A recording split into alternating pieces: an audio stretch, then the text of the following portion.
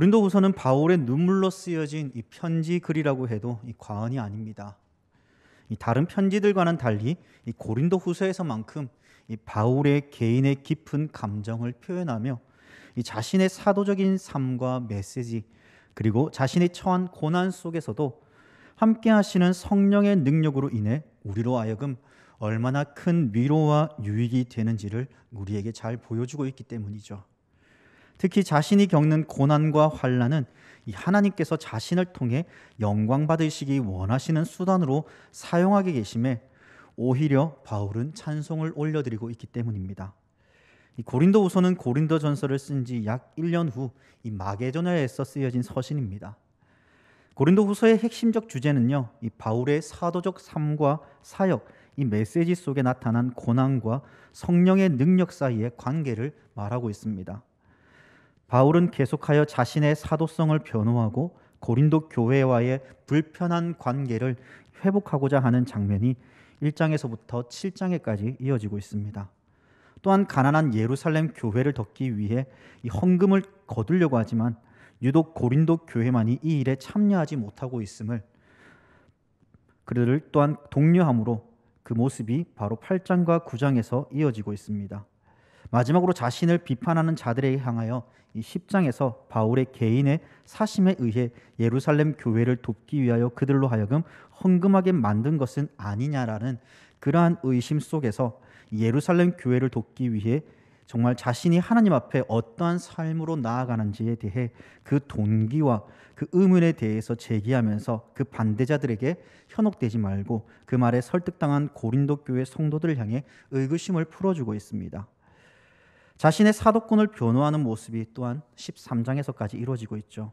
그렇다면 바울 자신이 이렇게 고난과 수치를 당하면서까지 왜 참고 있냐고, 또 고린도 후서가 쓰여진 그 목적은 무엇이겠습니까?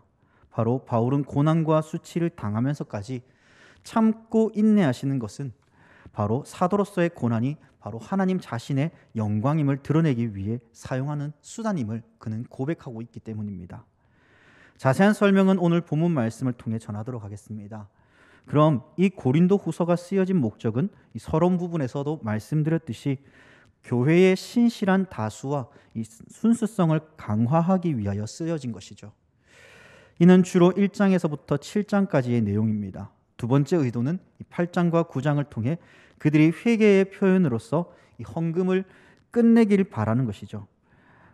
헌금 모금을 끝내기를 바라는 것입니다. 이 마지막 의도는 10장과 13장을 통해서 이 바울이 여전히 자신과 자신의 메시지를 거부하는 이들을 심판하러 오기 전 이 자신을 반대하는 소수의 사람들에게 한 번 더 회개할 기회를 갖게 하고 있습니다. 그만큼 고린도 교회를 향한 이 사도 바울의 간절한 사랑을 그들에게 나타내 보여주고 있다는 것이죠. 그렇다면 오늘을 살아가는 우리에게 이 고린도후서를 통해 깨닫게 하여 주는 것은 무엇일까요? 저는 개인적으로 고린도후서를 통해서요, 그리스도께서 당한 고난과 그 유익이 나에게 얼마나 큰 기쁨인가를 알아가기를 원한다는 것입니다. 왜냐하면 그 고난이 비록 우리에게 온다 할지라도 그 고난 속에서 우리가 느끼지 못하는 하나님의 참된 사랑과 그 고난의 유익을 더 많이 알아가는 시간들이 되어질 것이기 때문입니다. 이 고난을 통해 먼저는 우리를 대적하는 무리들이 아무리 강할지라도 주님이 오시는 그때에 그들의 거짓이 밝히 드러나게 될 것이며, 또한 우리가 서로를 위해 기도하며 그 기도에 참여로 다른 이들을 위한 돕는 기도를 통해 그 유익이 그에게만 주어지는 것이 아니라 우리 공동체 안에, 우리 대청교회 안에도 모두에게도, 성도 모두에게도 주어지기 때문입니다. 무엇보다도 우리는 진실로 오직 여호와 하나님을 의지하며 살아가는 그 삶이 오늘 말씀을 통해서 드러나기를 소망합니다. 그러면 왜 우리가 하나님만 의지하여야 될까요? 우리 하나님의 손에는 이 부와 기가 주께로 말미암고 또 주는 만물의 주제가 되사 손에 권세와 능력이 있사오니 모든 사람을 크게 하심과 강하게 하심이 주의 손에 있나이다라는 그 말씀처럼 인생의 생사화복을 주장하시는 분이 우리 하나님이시기 때문입니다. 그러므로 진정 하나님만 의지하는 놀라운 계기가 되기를 소망합니다. 본문 1장은 전체 6단락으로 이루어져 있습니다. 1절과 2절을 통해 고린도 교회들을 향한 문안 인사와 3절과 7절을 통해서 하나님께서 우리를 환난에서 건지시고 위로하심으로 이 일을 통해 위로와 격려를 받게 하시는 것에 대한 감사와 찬양을 올려드리는 것과, 그리고 8절과 11절 말씀을 통해 바울 자신이 아시아에서 큰 위험으로부터 건짐을 받았고 그들의 기도로 말미암아 장래에도 하나님이 자기를 보호하실 것이다 라는 것을 믿는 믿음의 확증과, 그리고 12절과 14절 말씀을 통해 복음을 전함에 있어서 진실하였다는 것을 자신의 양심과 그들의 양심에 증언해 줄 것이다라고 고백을 드리죠. 그리고 15절과 22절에서는 이 고린도 교회를 향해 가지 않는 이유에 대해서, 마지막으로 23절과 24절은 그 참된 이유가 그들에게 긍휼을 베풀기 위한 바울의 마음이다라는 것을 전하고 있습니다. 이는 바울을 반대하는 자들을 향해 화를 발하기보다 오히려 자신이 수치를 당함이 최선임을 결정하며 훗날 하나님께서 그들의 마음을 회복해 하실 것을 기약하는 것을 바울은 믿었기 때문입니다. 저는 오늘 3절과 11절을 통해서요, 이 환난에서 건지시고 위로하시는 하나님께 감사해야 될 그 이유와 앞으로 우리 인생 여정 속에서도 여전히 우리를 위로하시고 보호하시는 하나님에 대해서 전하고자 합니다. 이 말씀을 통하여서 우리의 참된 위로와 평강이 누구에게로부터 오는지, 왜 우리가 하나님을 찬양하고 왜 하나님만 의지해야 되는지에 대해서 함께 전하고자 합니다. 먼저 위로, 이 위로라는 뜻이 무엇일까요? 우리는 이 위로라는 뜻에 대해서 너무나 잘 알고 있습니다. 이 국어 사전에 보면요, 이 위로라는 뜻은 따뜻한 말이나 또한 행동으로 괴로움을 덜어주거나 슬픔을 달래주는 것을 위로라고 정의하고 있습니다. 원문에서도 이와 유사한 뜻을 가지고 있습니다. 하지만 저는 개인적으로 위로와 더불어 이 격려라는 단어가 함께 동의어로 사용되어지면 참 좋을 것 같습니다. 그 이유를 찾아보면은 이 위로는 단순히 이 괴로움을 덜어주고 슬픔을 달래어주는 것에서 그치죠. 무엇보다도 상처가 치유되지 못하면 지속적인 위로가 필요하다는 것입니다. 그래서 끊임없이 그들을 달래주어야 되죠. 괴로움을 덜어주어야 됩니다. 말을 들어주어야 됩니다. 그러나 그때뿐인 것을 저와 여러분들은 이미 느껴보았을 것입니다. 또 다른 위로를 찾아 헤매게 됩니다. 그러나 위로를 격려라고 함께 표현하면 이 모든 문제들의 실마리가 풀려져 가는 것 같습니다. 왜냐하면 오늘 본문에서도 바울이 겪고 있는 상황들은 환난 중에 있거나 또 고난 중에 있는 바울을 보게 되죠. 그리고 최고의 절정에 달하는 것이 이 9절에서 이 사형 선고까지 당하고 있는 바울을 보게 됩니다. 그런 그에게 위로라는 말뿐임을 잠시나마 안식을 얻을 수 있을지는 모르지만요, 이 바울이 당하는 상황을 보면 결코 지속적인 위로의 말이 될 수 없습니다. 그런데 이 문제가 하나님께로부터 오는 격려가 되어진다면 어떨까요? 충분히 이해와 더불어 왜 바울이 이렇게까지 살아갈 수 있는지를 우리가 볼 수 있기 때문입니다. 격려의 뜻은 우리가 너무나 잘 알지만 이 용기와 의욕이 솟아나도록 도와주는 것입니다. 바울이 처한 상황은 늘 하나님의 위로와 격려가 있었습니다. 즉, 이 모든 것을 하나님께서 함께 하신다는 그 사실에 바울 자신이 정말 하나님 앞에 그 위로와 더불어 하나님의 격려, 즉 이것을 이겨낼 만한 용기와 의욕이 솟아났기에 그가 환난과 고난 중에 있을지라도 그 모든 것을 이겨낸 것이죠. 그리고 더불어 이 위로가 그들에게도 있기를 소망하였습니다. 이 위로는 곧 바울 자신이 또한 겪었지만 이 고난과 환난에서 벗어날 수 있음을 기억하라는 것입니다. 바울의 메시지에 그 메시지가 담겨 있습니다. 바울은 3절의 말씀처럼 찬송하리로다 그는 우리 주 예수 그리스도의 하나님이시요 자비의 아버지시요 모든 위로의 하나님이시다라고 고백하고 있습니다. 그럼 이러한 고백이 가지는 의미가 무엇입니까? 우리는 어떠할 때 찬양이 가장 많이 나오시나요? 기쁘거나 또한 즐겁거나 또한 하나님의 인도하심과 평안이 있을 때 우리는 참 찬양이 많이 나오지 않습니까? 그러나 바울은 지금 그리스도의 고난이 넘치는 가운데 있습니다. 그 고난은 다름 아닌 우리 주님께서 명하신 그 하나님의 나라에 대한 복음의 증거와 그 복음의 중심이 되는 예수 그리스도를 전하는 것이 그에게 고난이었습니다. 과거 바울은 예수를 하나님의 아들이라고 말하는 자들을 잡아 대제사장에게 넘겼죠. 그들을 잡는 데 정의감이 불타올랐던 인물 중 한 명이었습니다. 그런 그가 다메섹 도상에서 예수님을 만났습니다. 그때 주님께서 그에게 하신 말씀이 무엇입니까? 내가 어찌하여 나를 박해하느냐라고 사도행전 9장 4절에서 예수님은 질문하십니다. 그리고 이 말씀을 통해 우리는 무엇을 깨달을 수 있습니까? 성도들을 박해하는 것이 곧 그리스도의 박해하는 것임을 알게 해주십니다. 그렇습니다. 바울은 지금 하나님 나라를 증거하는 그 중심에 예수를 증거함으로써 주님의 고난에 동참하는 것임을 분명 말해주고 있죠.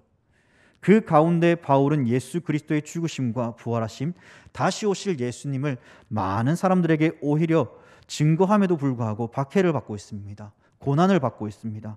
그 상황 가운데 누구도 위로해 주지 않지만 모든 환난 중에 있는 예수의 이름을 위해 박해받고 있는 그 상황 가운데 모든 위로의 하나님이신 그분께서 직접 찾아와 위로하시고 또한 격려하시며 하나님의 은혜가 그 바울에게만 임한 것이 아니라 우리 모두에게도 있다는 것을 증거하고 있기 때문입니다. 여러분, 우리도 때때는요, 이 복음을 위해 수많은 박해와 그 아픔을 겪고 있지 않습니까? 가정에서도 나 혼자 예수님을 믿음을 말미암아 많은 사람들에게, 많은 가족들에게 참 많은 창피를 당하기도 하고 괴로움을 당하기도 합니다. 전도를 나갈 때 그 전도지 한 장을 줄 때도 사람들에게 참 좋은 소리를 듣지 못할 때도 있습니다. 코로나 시국 가운데 전도를 하면 어떨까요? 왜 교회에 나가야 되는지, 왜 교회에서 이런 일들을 하는지 모르겠다라고 말하면서 사람들은 비난하며 욕합니다. 남들은 알아주지 않는데 내가 이것을 해야 되는 이유가 무엇일까라고 고민하게 되겠죠. 이 일들이 나에게 부담으로 찾아오는 분들도 분명히 있을 것입니다. 특히 교회 안에서 이루어지는 하나님의 영광을 위해 하는 일들이 때론 우리에게 무거운 짐처럼 느껴지며 마음이 상하고 시험을 당하는 일들도 비일비재하게 나타날 것입니다. 이것은 어찌할 수 없는 하나의 현상이기도 합니다. 하지만 이런 일들이 비일비재하게 나타난다는 것은 결국 우리가 복음 전하는 것은 우리로 하여금 더 큰 은혜와 복이 있다는 것을 알려주고 있다는 사실이죠. 그 복음 가운데 쉬지 않고 또한 비난을 받으면서 그 가정에서 예수 그리스도를 온전히 믿고 살아감을 통하여서 하나님의 영광을 드러내려고 합니다.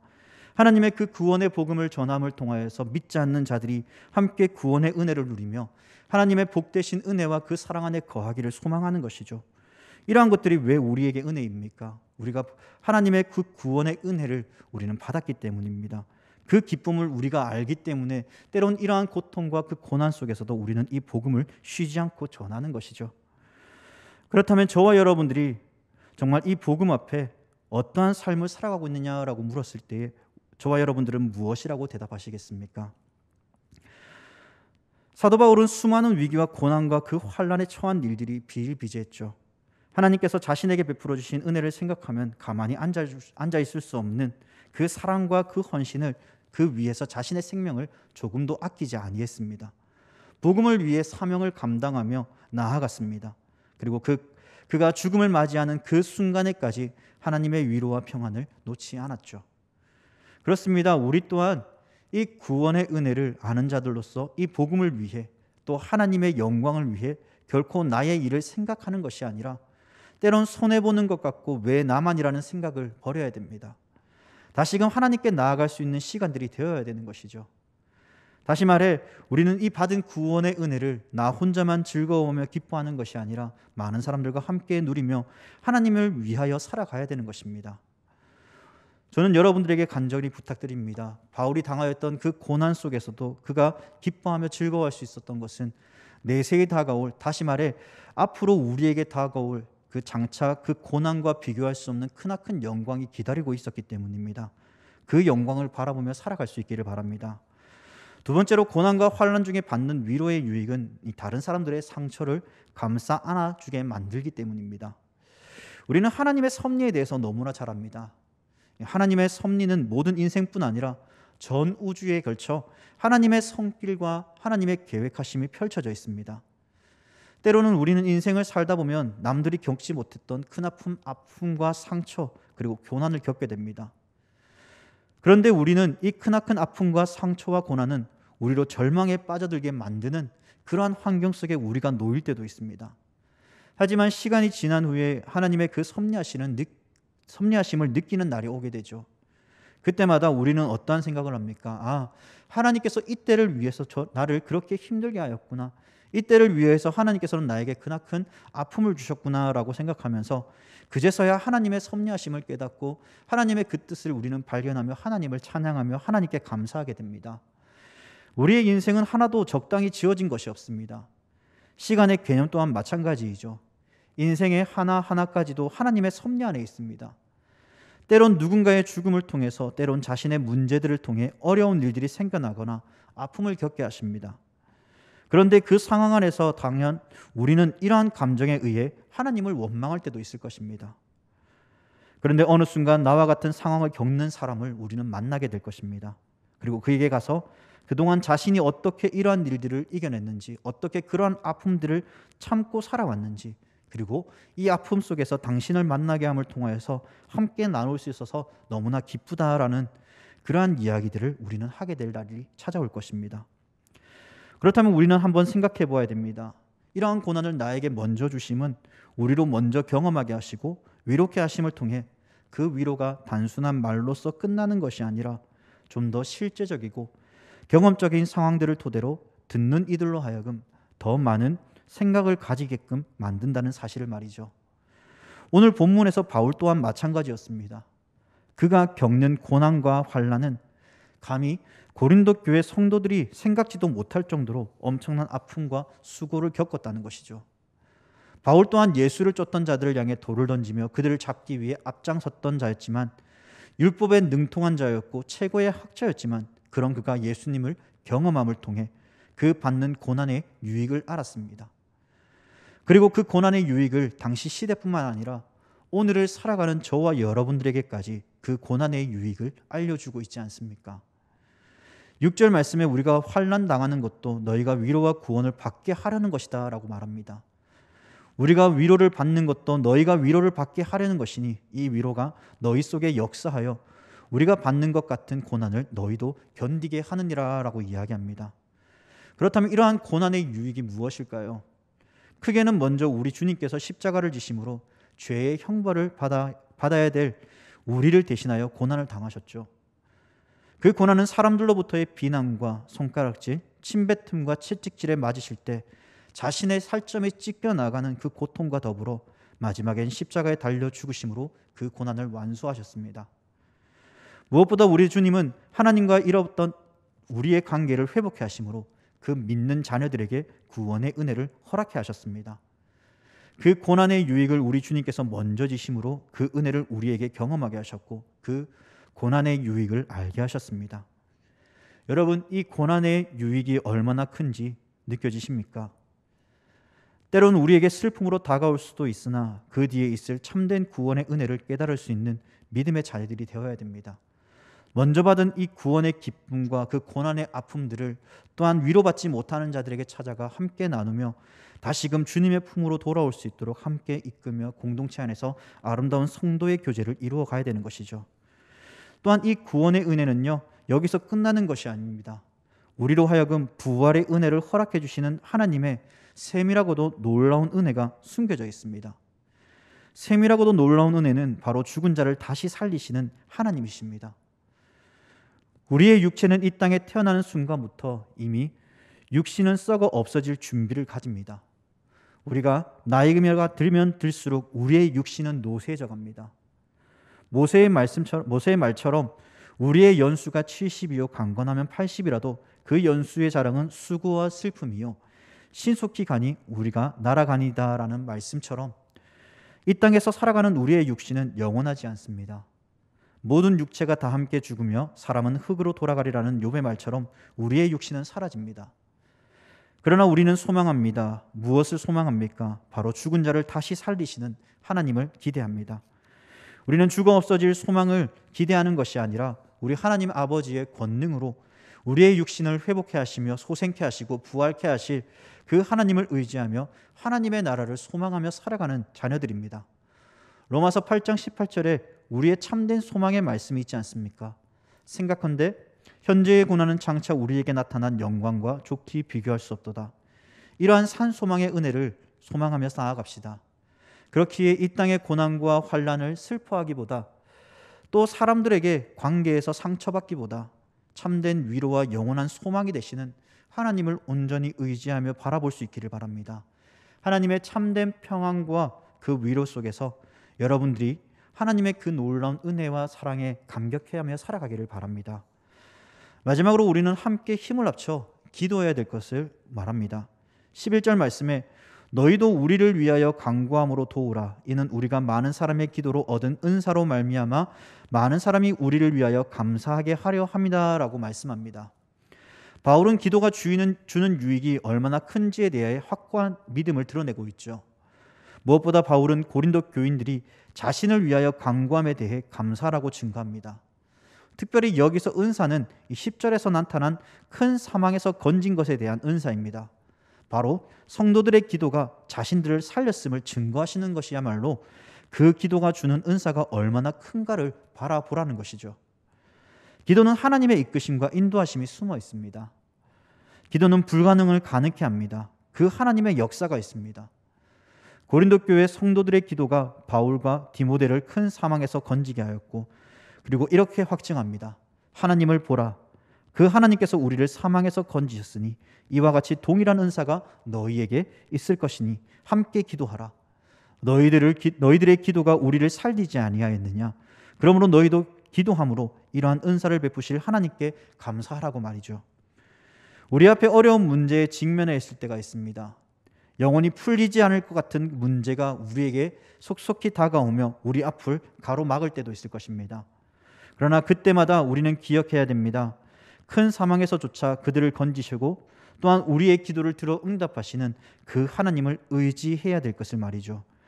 그러므로 우리 또한 교회가 직면해 있는 문제들을 위해, 또한 우리 앞에 펼쳐져 있는 문제들을 위해 서로를 위해 기도하는 성도들이 되어야 되는 것이죠. 왜냐하면 이 문제를 해결하실 하나님께 감사함으로 기도함을 통하여서 하나님께서 그 모든 문제를 열어가시며 회복해 하실 것을 소망하며 살아가야 되는 것이기 때문입니다. 그러므로 우리 사랑하는 모든 성도님들에게 간절히 소망합니다. 오직 하나님만 의지하고 이 고난과 환난 가운데 믿음으로 승리할 수 있기를 바랍니다. 바울이 간구하였던 그 간구처럼 그 위로와 그 구원과 감사에 대해서 우리가 날마다 상고하며 기억하며 날마다 우리를 위해서 애쓰시며 기도하시는 그 예수님을 바라보고, 또한 그 예수님이 우리에게 명령하신 것처럼, 말씀하신 것처럼 서로를 위해 기도하며 사랑하며 또한 서로를 위로하며 나아갈 때 하나님의 놀라운 은혜와 평강이 우리 사랑하는 모든 성도들의 삶 가운데, 대청교회 가운데 함께 임할 것입니다. 기도하겠습니다.